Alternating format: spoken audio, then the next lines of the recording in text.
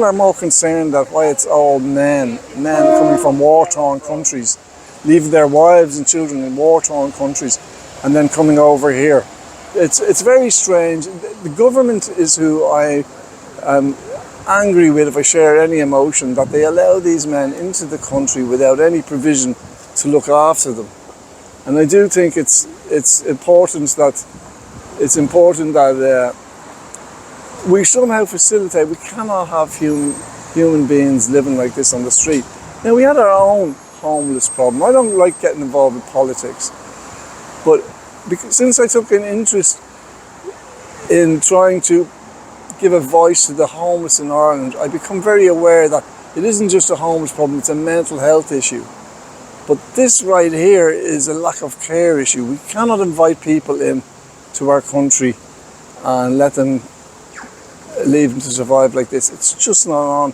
It's a terrible sanitation situation. It's a very beautiful part of Dublin, and it's very distressing for the local residents as well, for the poor people who have to live in these tents. But anyway, let's take a stroll down and just see how many we're actually dealing with.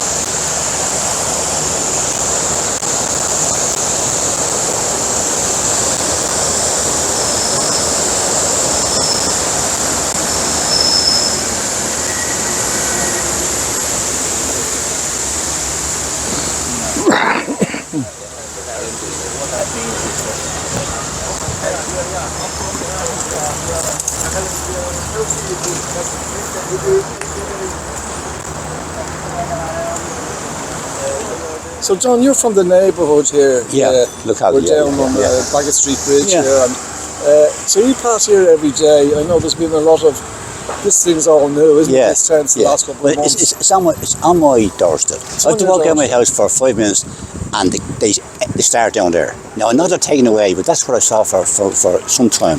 And look, say, for a man it's okay because he can walk away and we're every reality, he's not going to get jumped on. A woman might do. I'm not saying they would do it. Right. It's open to, it could happen. So it's, you leave it, and I've got daughters and this or that. I'm not walking around that way. I walk down on the path here with you, but now I'm walking down there. There's a good point. So are you finding from your own experience, John, do you think a lot of the younger people and women and that might usually use this route that are petrified? They don't walk here. I know them all. We all love the canal walk. I'm a man, and I'll be honest, I don't let anybody faze me. I don't look for something, but somebody says to me, you can't walk on your own little oil here beside the canal, and I was born 10 minutes away, but of course I'm going to walk there. Of course. You know what I mean? And it's not for I'm brave. It's my right. They have rights too, but they're going around the wrong way. They're actually putting the government and the economy and all under pressure, and they're doing it in such a way that they're nearly extorting it. It's a gift. The Irish people are very generous. Yes. You know, if they weren't, they wouldn't let them in. I would suggest then it won't happen. Anybody who's seeking to submit, stay over here until either the violence quells down over there and you go back, or get a job here. But they do it before they arrive here, and they should have papers. Every person who's born, this is not, they're not a backward country. Right. So just while you submit your CV for how you work, I've got 2 kids, I've got this, I've got 1 arm, 3 arms, 2 arms.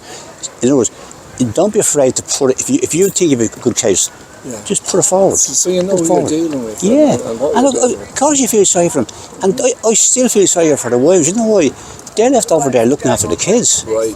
And it's wrong. Now, I can understand it in one way. That's if you have wives. Well, the younger men, I'm talking about, say 25 to 30s, they don't want to go to war. You can understand them. Who wants to go to war? You're going to get killed, possibly. Yes. I wouldn't go, and I'm not afraid of anything, but I said, I'd scared away, because I don't want to get killed. you know, you can't look after everybody. I've got 5 kids and grandkids and all that. You look after your own yeah. first, and then you expand. And don't forget, you're in a country here where it gives you dole. It gives you. If you're not working, they give you money. Yeah, they look. And then you're giving this crowd over here. I don't get it at all. I'm not against coming over. It's the way they nearly have the noose around the government's neck and saying, I'm going to arrive there anyway. Yeah. And guess what? I'm going to get straight in the canal, and then you can be. So they're doing it the wrong way. Instead of putting the hand there, they should be saying, please, will you help me? Yeah. My family can't survive. I'm coming over here. I can't go to war. I've got a bad foot or a bad whatever. Yes. But they got the word that Irish are pushovers, which we are. We tend to be. I'm saying that as in general. Yeah. I'm not a pushover, but the bottom line is most people just say, well, sure, no. Yeah. No, I think our woke government didn't do us any favours when they brought in. I tell you what, much I wouldn't have great time going back historically with some of our TDs, going back Hottie and all that. I have to say it. There's no way Hottie wouldn't have proved that. No, not a danger. No. Here's a hatchet man. They ain't apples. I'm generalising. I'm not saying everyone of them come over here with dubious ideas to do this and that. I'm not saying that. There's obviously a lot of them are decent people, but they should be at least cognizant of the fact that the country's going to take them in. Don't start having a bad foot. Come over here and ask, can you get in? Yeah. Say, I can't do this with my wife's not well, I've got kids at a hoard. Say, make a story, do it, even tell the truth, try the truth to work, you know. Yes. But like I say, I'm not in their situation, so I wouldn't be able to duplicate what they're coming from. And I've got 5 kids, so I can understand. If I couldn't leave my kids. Even I actually feel sorry for the women, because I mean they're over there as they're easy prey for people who don't treat women properly. You know, and that happens. Life is, you know what life is like, you know. Yeah. And you know, everybody. I guess the idea is I'll go over, get established, and I'll bring you over, kind of a thing. You know, whether that happens or not. Look, that's probably the pretext. I'd imagine most of them will kick up a woman Diminzi after they hear 2 or 3 weeks anyway. Yeah. They will, and it's human nature. So is life, isn't it? Isn't it?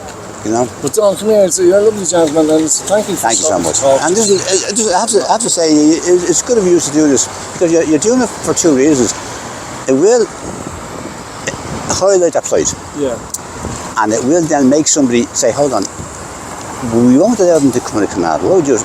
If they're coming over, send over some references, send over some spokesman or some mini, this is my life, my 2 kids, my house is gone, so they'll send over a mini explanation of who you are, what you want, and what you like to do. Exactly. And you know, and you could even say, ideally, if the war ends, I'll go back, because that's what I want. Yeah. Man.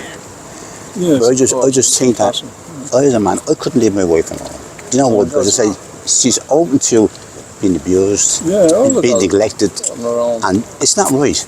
Too much hassle, and it's bear in mind if only 3 come over, but there's hundreds of them come over. Yeah. Now, I don't know whether they're going to any other cities. I don't know. Now. It's already a very precarious situation. Such a large disenfranchised homeless men, and hopefully something will. So that's a wrap. Yeah, well, thanks, John. Thank you so much again. You're a gentleman. Good man. Thank you for talking.